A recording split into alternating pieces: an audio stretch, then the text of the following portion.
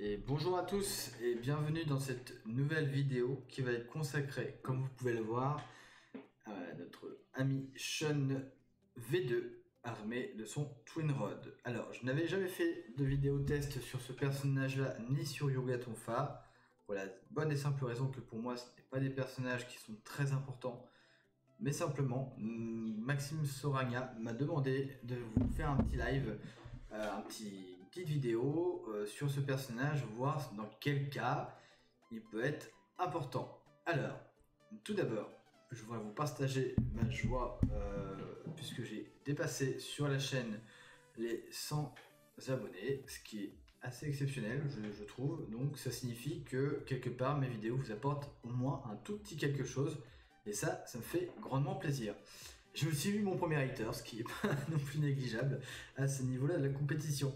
Alors, pour en revenir à notre ami Sean, comme d'habitude, alors le format vidéo va être relativement court, puisque voilà, encore une fois, c'est pas un personnage très important, à mon sens. On va revenir d'abord sur ses skills.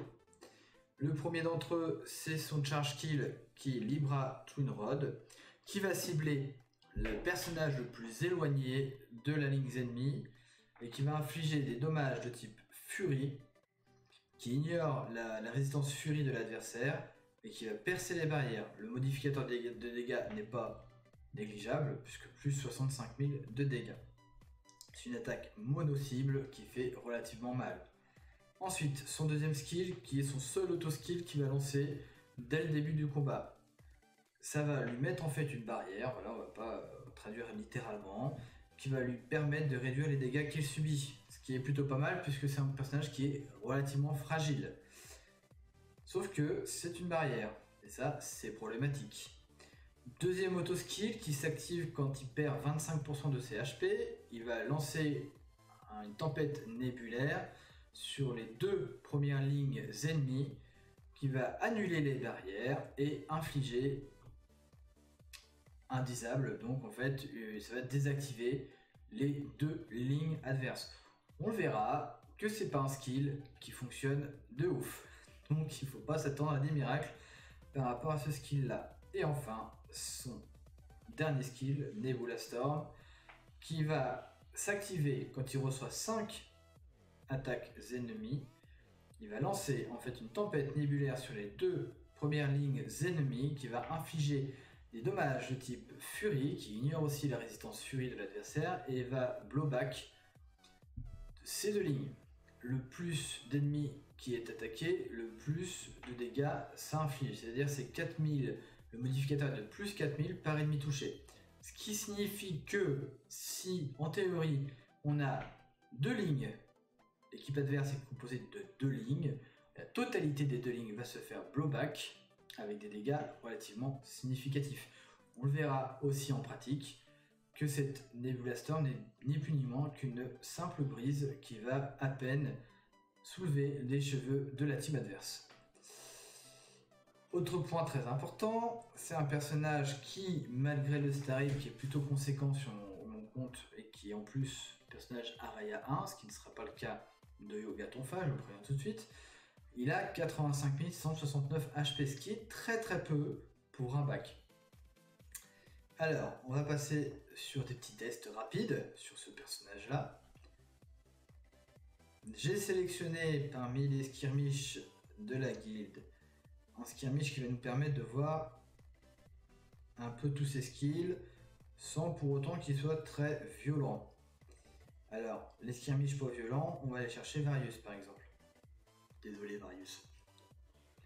J'aime bien me moquer de toi. Alors, première chose, on va prendre le personnage de vedette bien sûr, et on va partir sur une mauvaise idée. Voilà. Pourquoi cette mauvaise idée? Parce que vous allez le voir, je vais prendre volontairement Mu SSE, et puis bon, après il faut des techniques, donc on va prendre lui, et puis lui, et on va avoir qui en technique qui est assez, qui est pas trop mal.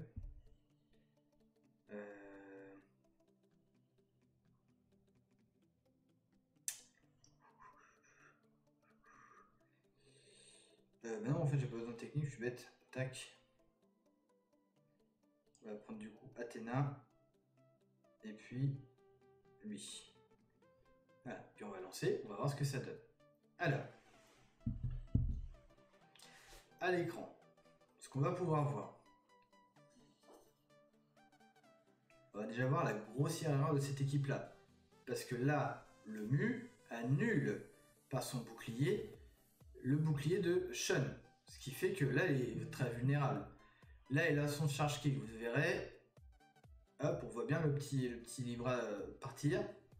Et qui va toucher cette fois-ci. Attention, parce que ce charge kill est assez aléatoire. C'est-à-dire qu'il est facilement dodge. On va peut-être le voir sur ce charge kill là. Maintenant, il touche tout le temps. Ça, c'est les aléas de la vidéo, malheureusement. Moi, quand je le fais en vrai, il touche jamais. Et là, pour le coup, ça fonctionne de ouf. Voilà. Donc là, ça s'est bien passé. Elle n'a pas utilisé ni l'un ni l'autre de ses skills. Mais cela dit, ce que je voulais vous faire voir essentiellement sur ce combat-là, c'est le fait de mettre Mu, SSE ou tout autre personnage qui va poser une barrière après que Shun ait posé la sienne, va annuler sa barrière qui lui permet en fait de mieux tanker, de mieux résister à l'adversaire. On va le voir sur ce prochain test en fait, sur des boucliers qui arrivent soit plus tôt, soit plus tard, ça ne pose aucun souci. Bouclier qui arrive plus tard, typiquement on va voir celui-là d'Athéna. C'est pour ça d'ailleurs que j'ai mis Athéna dans cette team là. C'était de m'augmenter la survivabilité et puis de montrer que ça fonctionne bien. Et là on va faire le même test avec un Shun VGC. C'est pour ça que d'ailleurs je cherchais des techniques mais finalement ça servait à rien. On va partir sur une team Vita. Tac. Avec Shun VGC. Le petit Shun Twin Rod et puis Poséidon et Athéna encore comme tout à l'heure. Logiquement c'est à peu près la même team, hein, ça doit fonctionner de la même manière. Peut-être que ça sera pas le cas. Alors là on voit qu'effectivement le bouclier de Shun VGC n'annule pas celui de Shun TR, ce qui est plutôt pas mal.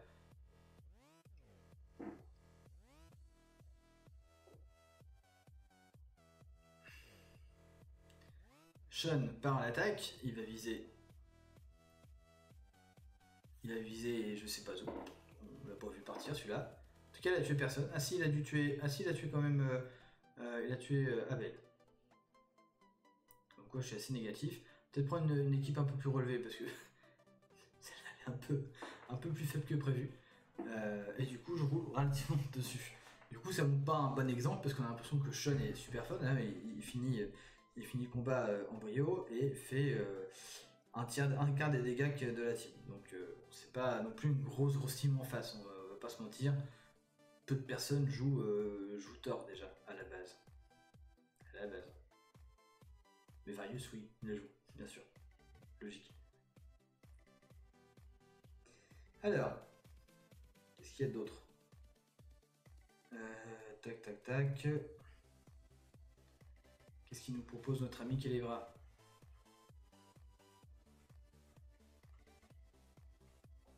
Bon, bah il n'y a pas d'Araya 1 déjà. Faudra pas être très violent en fait. On va mettre du défensif. Qu'est-ce qui fait de la défense là-dedans?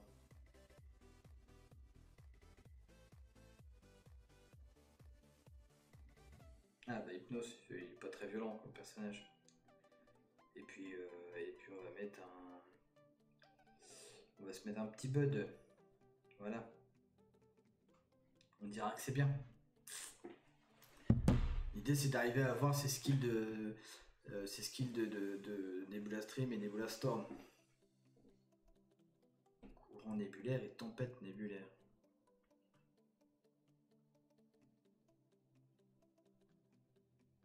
Voilà, donc là il a pas l'air de s'énerver.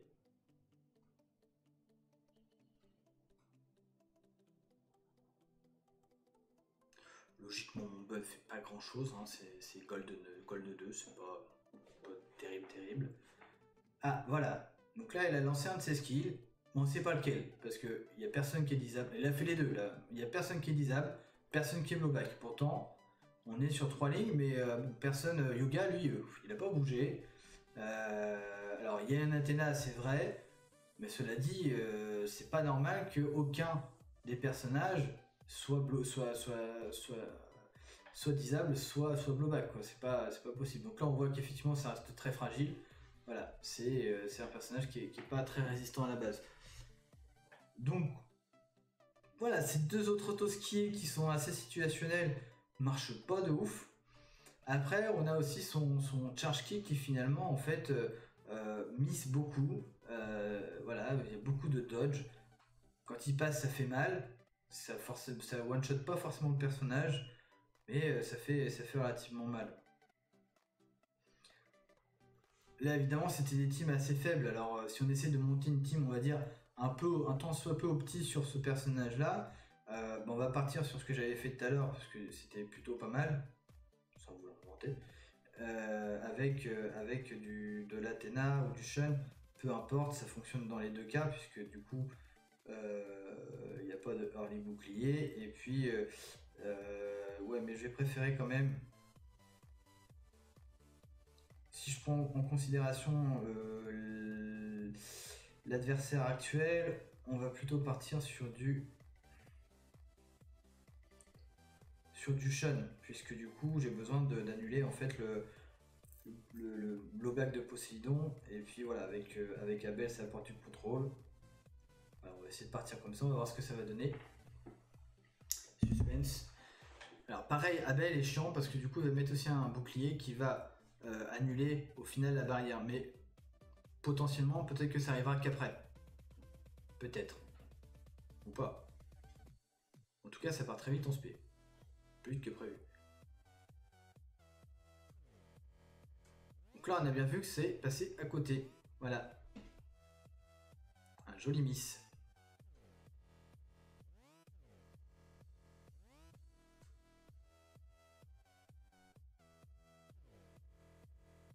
Et là c'est passé, 71 000 de dégâts. Et là la team, alors, pourquoi elle est partie aussi vite en spé, c'est incroyable. J'ai peut-être trouvé une team sans le vouloir, dis donc. J'ai typiquement ravagé la team de Raptor, le pauvre. Désolé Raptor.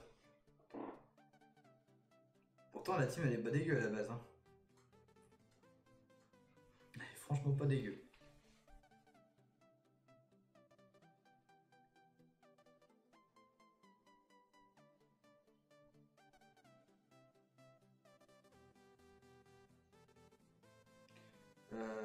Voilà, on va prendre celle de Shiryu. On va voir ce que ça va donner.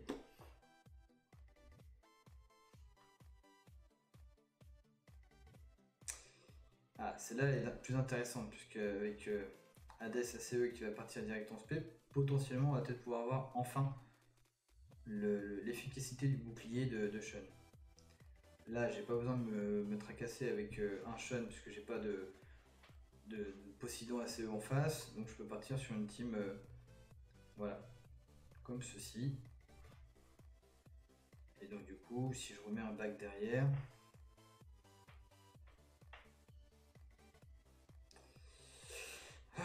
qu'est-ce que je vais mettre?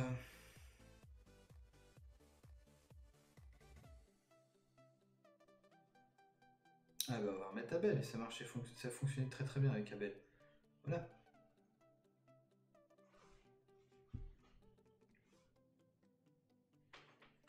Voyons voir ce que ça donne. Donc là j'attaque Shiryu avec de l'Hades ACE qui va partir directement en spé sur Shun.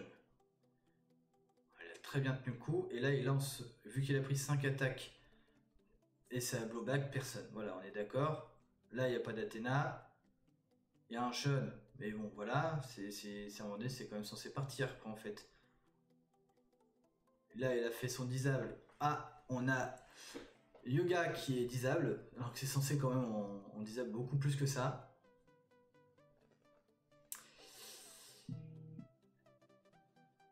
Voilà, c'est assez. Voilà, c'est un des skills, des auto-skills qui sont très aléatoires, un charge kill qui rapte une fois sur deux. Là, elle a touché. Alors évidemment, pour les besoins de la vidéo, ça touche tout le temps, forcément, évidemment.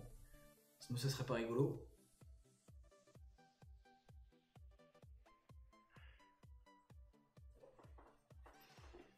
Du coup, je vais peut-être le jouer en arène s'il fonctionne si bien que ça.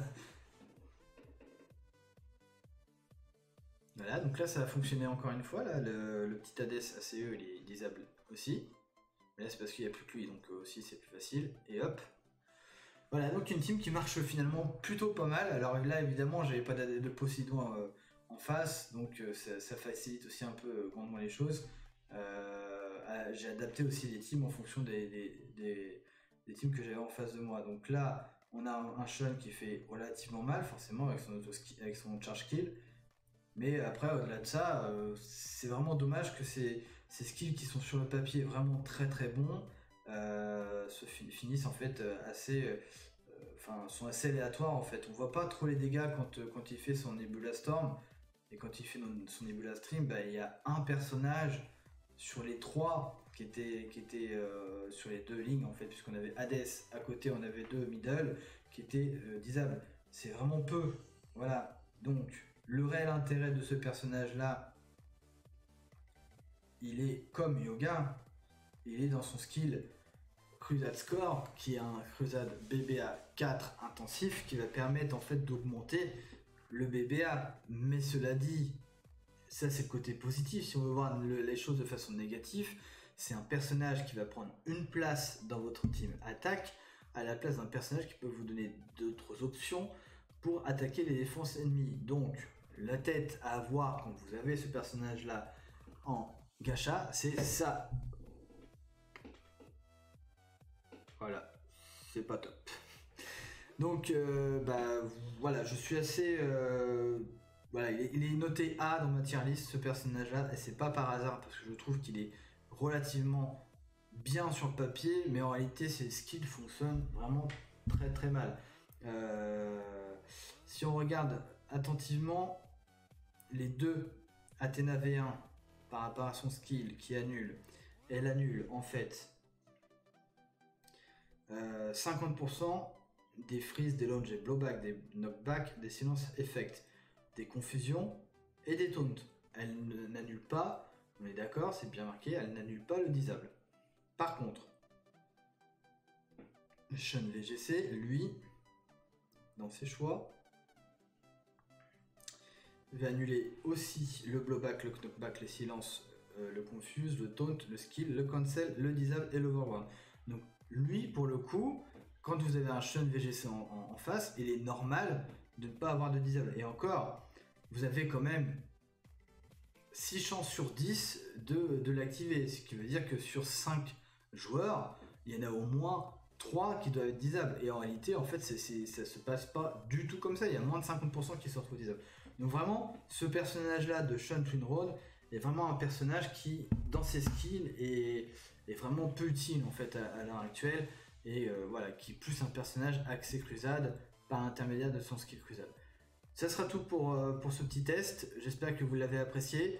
Je reviendrai très prochainement pour le test de Yoga Tonfa, mais cette fois-ci, ça ne sera pas un test qui se réalisera par l'intermédiaire d'un Naraya 1, puisque le mien n'est pas du tout à ce niveau-là d'armure, et je compte pas le monter au-delà. Ça sera des très bons personnages. Si toutefois il faisait un stage comme Street Fighter 2 avec non pas une voiture à casser, mais un poteau, mais pour le coup, pour le PvE ou le PvP, c'est pas top. Je vous souhaite à tous une bonne soirée et vous dis à très bientôt. Ciao ciao.